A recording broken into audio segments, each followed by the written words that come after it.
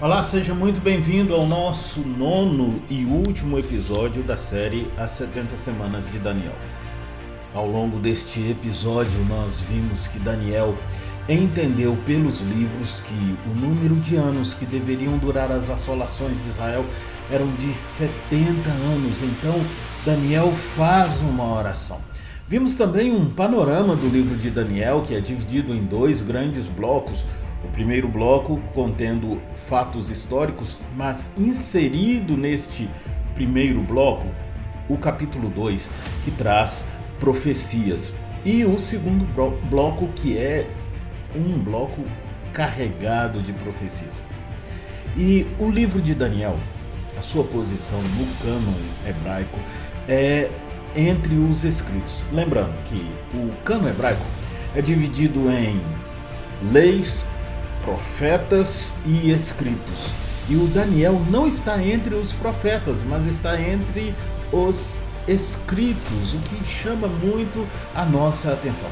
Vimos que o estilo de Daniel é um estilo apocalíptico, onde ele conta uma profecia e vai desenvolvendo essa profecia ao longo do tempo. Então, o Daniel, no ano 539, entende pelos livros que o número de anos que deveriam durar as assolações de Israel eram de 70 anos, e ele começa uma oração, e esta oração é uma oração de confissão. Daniel não está agradecendo a Deus por terem suportado já quase 70 anos, mas ele começa a orar pedindo a Deus que ponha fim ao exílio, porque Daniel entende que o fim do cativeiro não era necessariamente o fim do exílio. E aí então o anjo Gabriel vem e explica para Daniel como será o fim do exílio. A resposta de Deus a Daniel é falar que o fim do exílio virá, e virá com o ungido. E aí, ao longo do tempo, nós temos várias possibilidades de um fim de um exílio. Claro que a gente vai entender que as profecias, elas aconteceram, estão acontecendo e acontecerão. E a profecia de Daniel é um padrão profético para as demais profecias. E é sobre isso que nós vamos tratar, olhando hoje a linha do tempo. Então, vamos para o nosso episódio.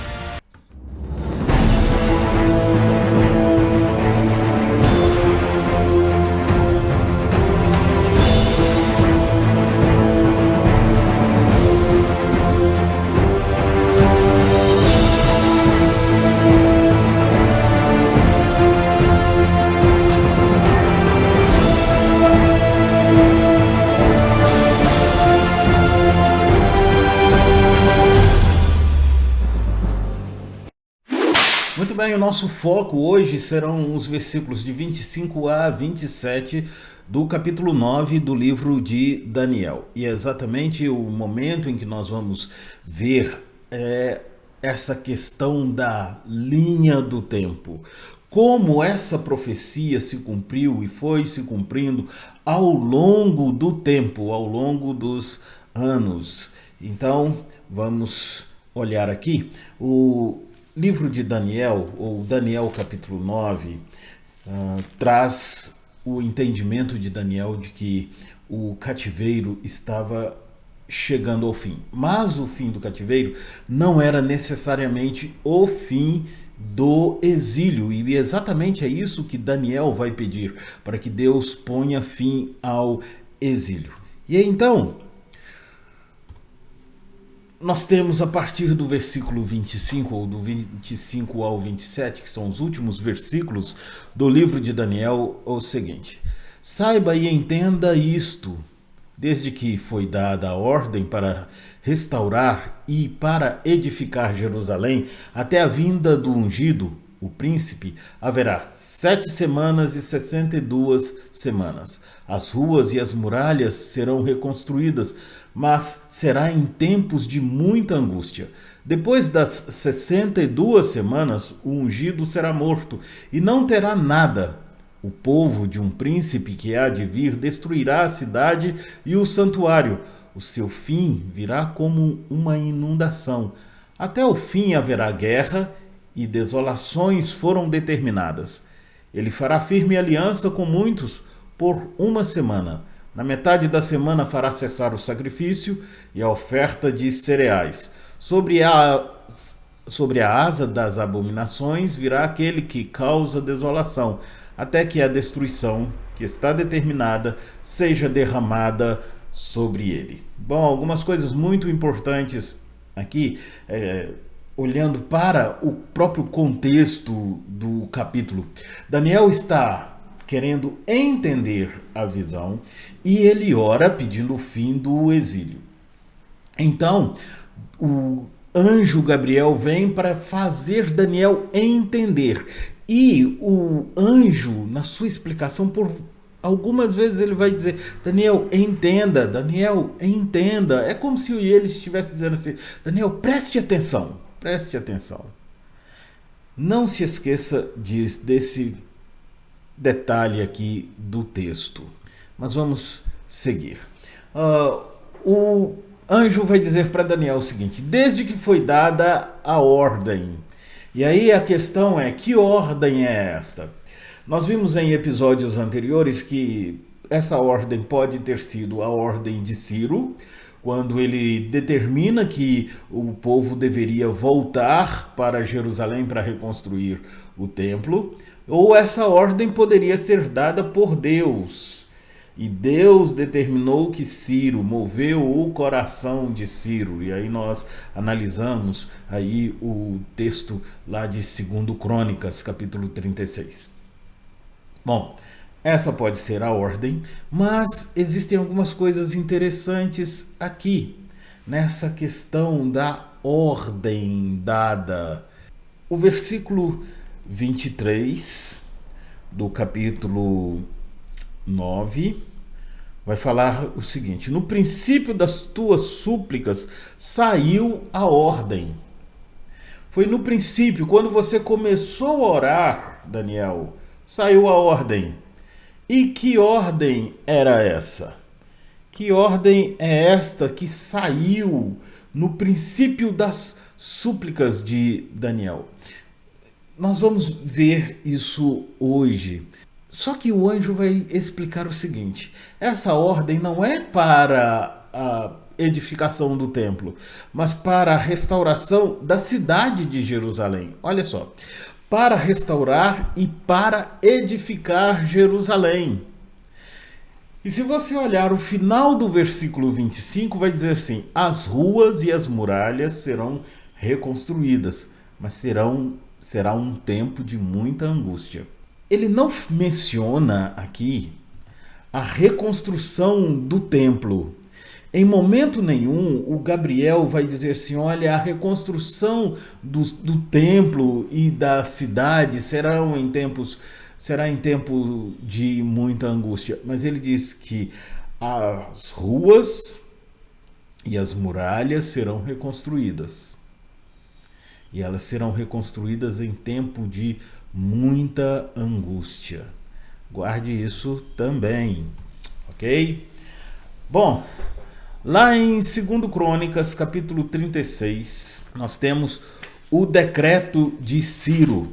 E deixa eu só ler esse texto para você, aqui, que diz assim: porém, no primeiro ano de Ciro, rei da Pérsia, para se cumprir a palavra do Senhor por boca de Jeremias, despertou o Senhor o espírito de Ciro, rei da Pérsia, o qual fez passar pregão por todo o seu reino, como também por escrito, dizendo: assim diz Ciro, rei da Pérsia: o Senhor, Deus dos céus, me deu todos os reinos da terra e me encarregou de lhe edificar uma casa em Jerusalém, que está em Judá. Quem entre vós é de todo o seu povo, que suba, e o Senhor seu Deus seja com ele. A ordem para Ciro é reedificar a casa de Deus. E esse é o texto de 2 Crônicas, capítulo 36, versículos 22 e 23.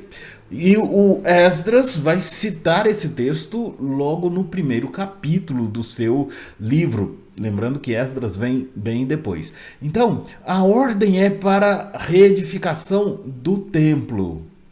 Mas voltando aqui, o texto vai dizer que a ordem é para reedificar a cidade de Jerusalém. Isso já nos dá uma pista.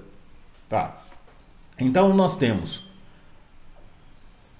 aqui a fala desde, e aí a ideia de início, até a vinda do ungido, o príncipe.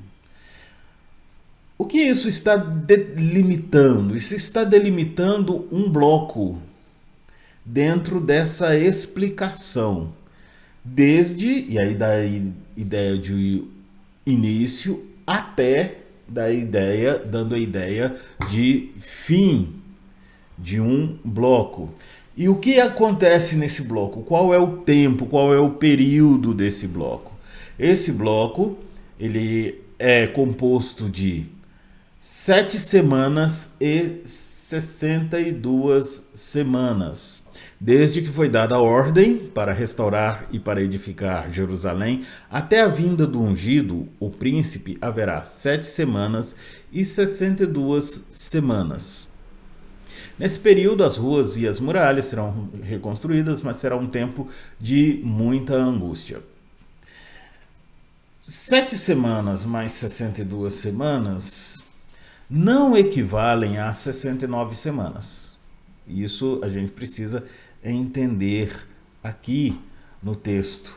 Não é uma conta de 7 mais 62, ou de 7 semanas, ou 7 setes, que dariam 49 anos, mais 62 semanas. A contagem aqui é um pouco diferente. Nós temos, então, um bloco, que é a primeira fala do anjo, e ele está dizendo assim, olha, esse bloco compreende desde a ordem até a vinda do ungido. Desde a ordem até a vinda do ungido. É o que compreende esse bloco. Esse bloco está dividido em 2 sessões. A primeira sessão de 7 semanas, de 49 anos, e a segunda sessão de 62 semanas. Ok? Então você tem 7 semanas e você tem dentro desse bloco 62 semanas. E é nesse período que as ruas e as muralhas serão reconstruídas, mas será um tempo de muita angústia. E olha só, depois das 62 semanas, e aí por que ele não diz depois das 69 semanas? Se fosse uma única sessão, a fala seria depois das 69 semanas. Então, há uma sessão de 7 semanas e há uma sessão de 62 semanas. E aí depois desta segunda sessão de 62 semanas, o que acontece? O ungido é morto. E aí ele está marcando o fim de um bloco. Porque o primeiro bloco vai até a vinda do ungido. O segundo bloco começa então com a morte do ungido. E aí a grande questão que nós temos diante de nós aqui é: quem é esse ungido? Num primeiro momento, e aí até parece que o tradutor para o português, ou a editora que eu usei aqui, eu estou usando a Nova Almeida atualizada, eles colocam ungido com a inicial em maiúsculo. O texto original é um texto em hebraico, que não tem nem maiúsculo nem minúsculo. O hebraico são letras quadráticas. Então, você tem a versão aqui, o que a editora ou o editor interpreta. Você tem uma interpretação do editor que nos faz ter uma leitura tendenciosa. E por que eu estou dizendo isso? Porque quando eu vejo num texto uma inicial maiúscula, por exemplo, eu vejo a palavra anjo, você que está acostumado a ler a Bíblia, e quando você lê o Antigo Testamento e você encontra a palavra anjo com A maiúsculo, você vai entender que se trata de uma teofania ou de uma cristofania. Então, a tradução ou a versão, né, a edição da Bíblia, ela vai ser também uma interpretação teológica. Então, vamos voltar aqui para o nosso slide. Por isso a pergunta, quem é o ungido? Quem é esse ungido? A que se refere o texto? Que vai ser morto e não terá absolutamente nada. Seria Cristo este ungido? Seria um outro personagem, uma outra figura este ungido? Vamos seguir aqui. E aí então ele fala sobre um abominável que fará aliança com muitos. Né? Ele fala de alguém que vai fazer a aliança com muitos, e esse é aquele que promove a desolação, que é mais à frente chamado de abominável da desolação. E ele fará isso por uma semana. Aí sim eu preciso entender. São 70 semanas. Eu tenho no primeiro bloco 7 semanas, mais 62 semanas. São duas sessões distintas. São duas sessões, o que nós temos aqui são duas sessões distintas, 7 semanas e 62 semanas, ok? Nesse bloco. E aí você tem o fim de um bloco, versículo 26, depois das 62 semanas, o ungido será morto, e aí começa um novo bloco. Dentro desse novo bloco você tem a última semana, e aí formam então as 70 semanas.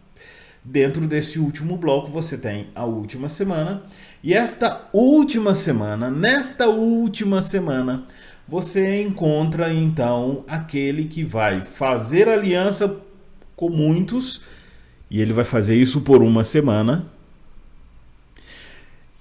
E ele vai fazer na segunda parte cessar o sacrifício. Olha só, o versículo 27. Ele fará firme aliança com muitos. Deixa eu só voltar aqui o nosso slide. Ele fará firme aliança com muitos por uma semana. Na metade da semana, fará cessar o sacrifício e a oferta de cereais. Então ele divide o segundo bloco em duas porções ou em duas sessões. Lembrando que não existe a palavra semana em hebraico. No que nós temos aqui são 70 setes que são determinados sobre o seu povo. Então, cada um desses setes são 7 vezes 7. Ok?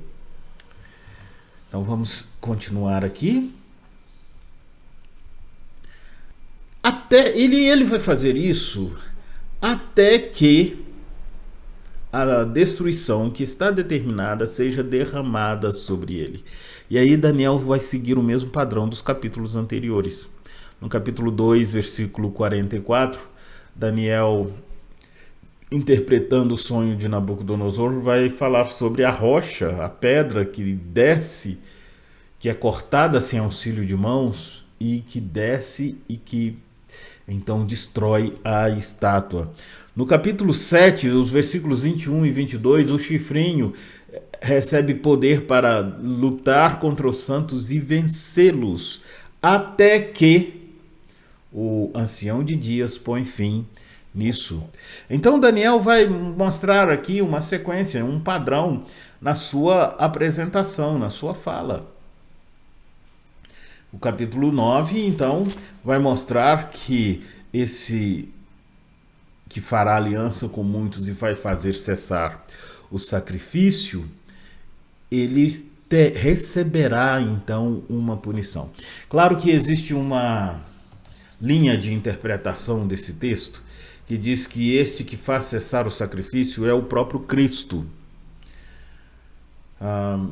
Mas é bem complicado porque ele vai fazer cessar o sacrifício sobre as asas das abominações, virá aquele que causa desolação, até que a destruição que está determinada seja derramada sobre ele. E aí a linha que interpreta isso como Cristo, ou aquele que faz cessar o sacrifício como Cristo, coloca aqui um terceiro bloco, né?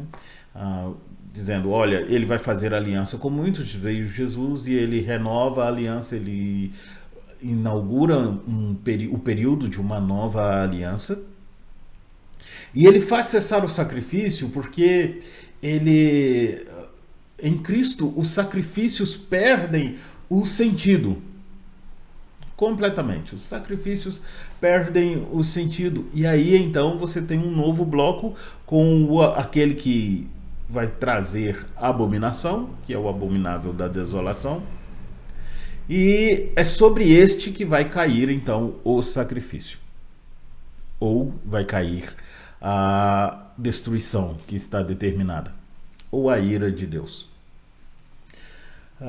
Particularmente, eu acredito que esse texto está falando da mesma pessoa, que aquele que faz aliança com muitos é o mesmo que faz cessar o sacrifício, e ele faz isso na segunda metade da última semana, e ele então promove até que venha o juízo sobre ele. Bom, vamos continuar aqui. E eu quero mostrar para você, então, vamos fazer uma análise da linha do tempo. E essa vai ser a nossa linha do tempo, e nós precisamos ver algumas datas que são importantes aqui. Vamos ter um marco, que é Cristo. E aí nós precisamos só lembrar uma coisa, que há um erro cronológico na nossa datação, um erro de 4 anos, okay? Porque quem vai instituir aí a data, né, que nós vivemos hoje, e aí Cristo nasce, ou Jesus nasce cerca de 4 ou 6 anos antes de Cristo. Então temos um erro aí de 4 anos, o que é muito pouco nessa questão da história da humanidade. Mas nós temos aqui então esse marco da cruz como o ministério de Cristo, a vida de Cristo, e tudo que vier antes da cruz, tudo que estiver aí na sua tela à esquerda, será antes de Cristo, tudo que estiver à direita será depois de Cristo, ok? Então as datas, e eu não vou colocar a nomenclatura AC no antes de Cristo, mas você olha só para a cruz ali, e tudo que vier antes da cruz está antes de Cristo. Então, o ano 65 antes de Cristo, nós temos o exílio da Babilônia, quando Nabucodonosor entra pela primeira vez em Jerusalém, leva jovens nobres, dentre eles o próprio Daniel é levado nesse período. 597 a 586, é nesse período aí que nós temos a profecia de Jeremias, que o Daniel está olhando agora. Daniel está olhando para essa profecia, e nós temos a profecia aqui do Jeremias. 539 nós temos então a queda da Babilônia. A Babilônia cai em 539. E o Daniel faz então a sua oração. O capítulo 9 está localizado aqui em 539. 538, o Ciro faz o seu decreto de que o povo de Israel, os judeus, deveriam voltar para sua terra. Nós já lemos esse texto lá de 2 Crônicas 36. E acontece aí entre 539 e 538. E no ano 538 nós temos o retorno, o cumprimento do decreto. Por isso eu estou colocando aqui decreto de Ciro. Ok? 516 nós temos o fim da reconstrução do templo promovido por Josué e Zorobabel. Lembrando que eles voltam e aí eles passam 18 anos sem mexer na reconstrução do templo. E aí então nós temos os profetas Ageu e Zacarias, que são enviados por Deus para despertar o povo para a reconstrução do templo, e eles retomam a reconstrução do templo até 516. Esse templo vai ser reformado por Herodes depois, mas é o templo que começa ali com Zorobabel. Em 457, nós temos o decreto de Artaxerxes. E esse decreto você consegue ler lá no livro de Esdras, no capítulo 7, do versículo 1 ao versículo 6, quando Artaxerxes determina um retorno, e é a segunda caravana que retorna para Jerusalém, e ela é liderada por Esdras. Em 409, nós temos um novo decreto de Artaxerxes, e agora para que Neemias retorne. E isso você consegue ver lá no livro de Neemias, capítulo 2, versículo 1. De 171 a 164, e a contagem é regressiva porque nós vamos até Cristo, né? Nós temos então o Antíoco IV, o Epifânio. O Antíoco IV é aquele que vai matar um dos sacerdotes, oferecer uma porca sobre o altar em Jerusalém. Ele coloca uma estátua de Zeus no templo e promove a revolta dos macabeus, que começa, o que põe fim ao domínio seleucida sobre Judá em 164 a.C. No ano 26, e aí tem um asterisco por causa dessa questão de datas, né?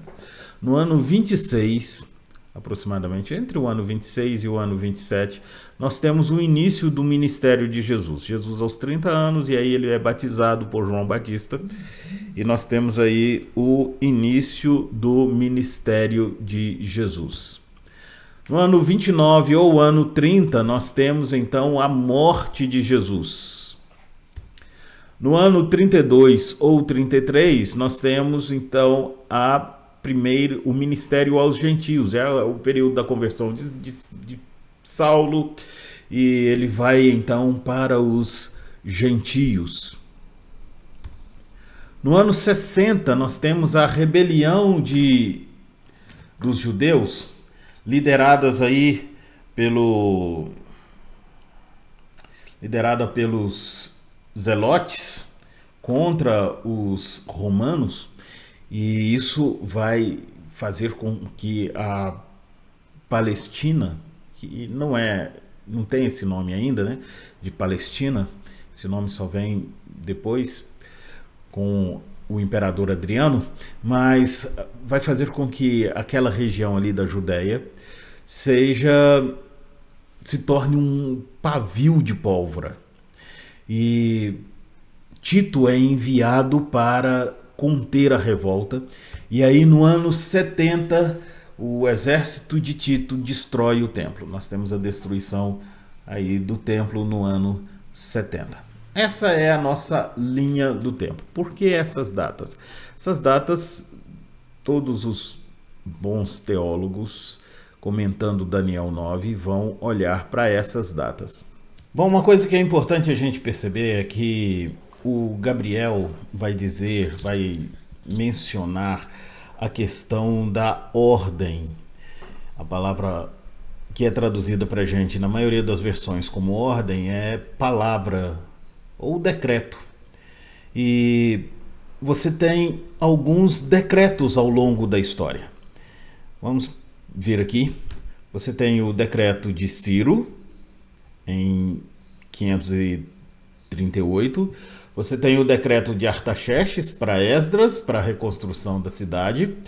E você tem o decreto de Artaxerxes para Neemias, em 457 e 409. Lembra que nós olhamos que essa ordem era para a reconstrução da cidade, e então a cidade seria reconstruída em tempos de angústia, e não há uma menção aí da questão do templo. Então, torna-se difícil datar com precisão a questão do cumprimento da profecia de Daniel capítulo 9. Primeira coisa, torna-se muito difícil, porque qual dos decretos? Talvez o mais provável seja o do ano 457, porque se você fizer uma conta aqui, de 457 a 26, que é o início do ministério de Jesus, vão dar 483 anos. Mas há a possibilidade do ministério de Jesus ser no ano 27 ou 28. A gente não sabe ao certo. O que não traria grandes problemas, porque se você percebeu, os 70 anos não são fechadinhos. A profecia não traz anos fechados, literais. Então, poderia ser o decreto de Artaxerxes. E quando a gente lê o livro de Esdras, no capítulo 7, a gente percebe que o decreto é para que ele reconstrua a cidade de Jerusalém, e a reconstrução é em tempos de grande angústia. Okay? Nós teríamos então aqui as 7 semanas mais as 62 semanas. E as 62 semanas acontecendo nesse período. O primeiro bloco da profecia, com as suas 2 sessões, as 7 semanas mais as 62 semanas, acontecendo aqui, o que daria 483. O grande problema é que quem é esse ungido? Lá em Isaías 45:1, o Ciro é chamado de ungido. E nós temos este ungido ao longo das Escrituras. E você tem o Antíoco Epifânio, que foi sim considerado o abominável da desolação. E lá em Mateus capítulo 24, versículo 15, Jesus vai dizer assim: quando vocês virem o abominável da desolação de que falou o profeta Daniel, e aí ele diz, quem lê, entenda. Lembre-se, quando nós começamos esse episódio, nós falamos que você precisa prestar muita atenção na questão do entenda, e que se repete muito no capítulo 9.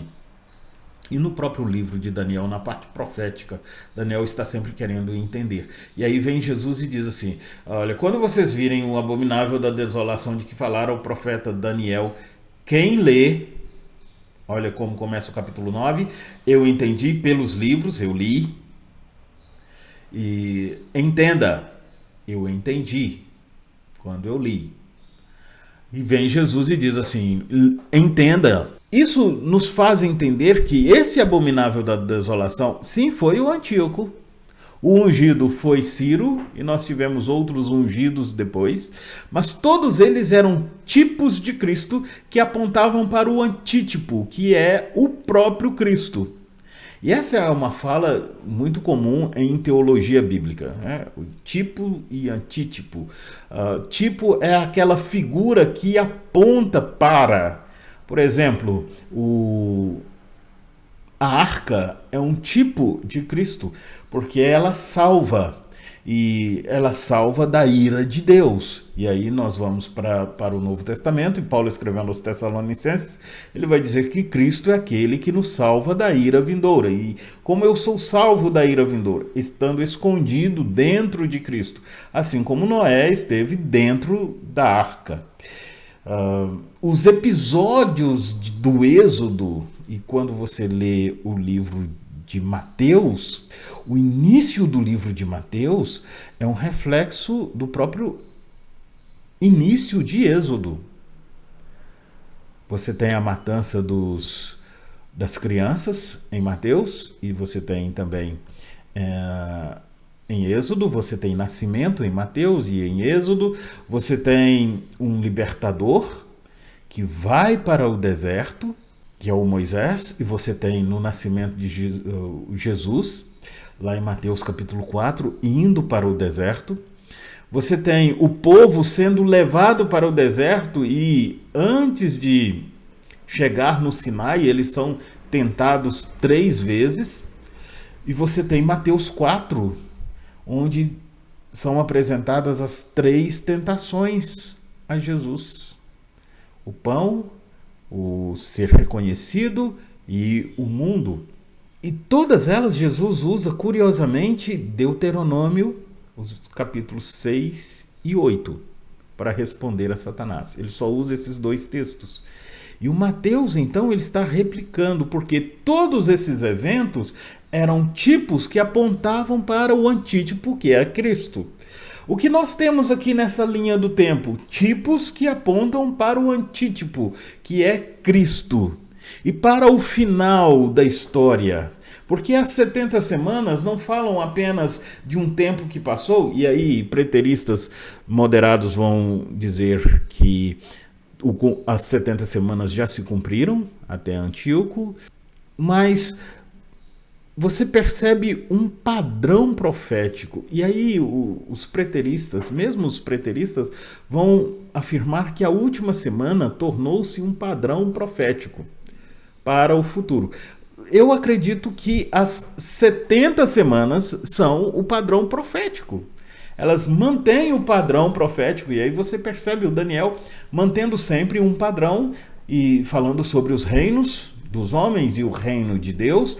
E o que é o Apocalipse? É a apresentação dos reinos dos homens e o reino de Deus. O João vai usar a besta, e a besta são as figuras dos animais de Daniel 7. Então, o que você tem é um padrão profético sendo repetido aqui constantemente.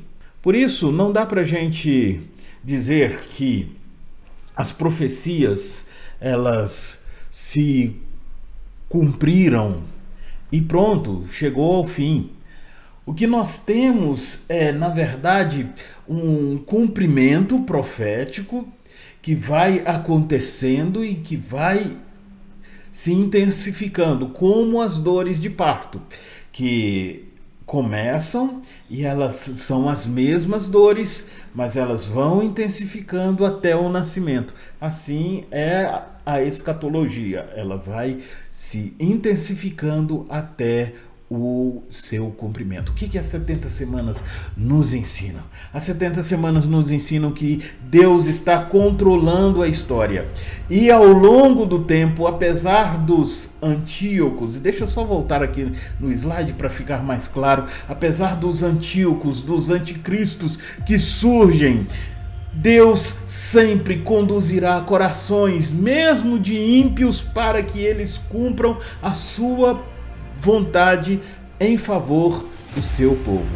Deus é aquele que move não só o seu povo, mas ele move todos, absolutamente tudo, para o bem do seu povo. As 70 semanas são para consolar a Daniel. E haverá sim o fim do exílio. E nós sim voltaremos para casa. Nós voltaremos para a casa, que é o lugar onde nós nos encontramos com Deus, onde nós vivemos com Deus. Nós voltaremos para casa. O Daniel 9 grita justamente isso. Confie no Senhor, porque Ele cumpre as suas promessas e Ele nos leva de volta para casa. Que isso possa encher o seu coração. Chegamos ao final da nossa série. Jesus abençoe a sua vida. Jesus abençoe o seu coração. E nos vemos em breve.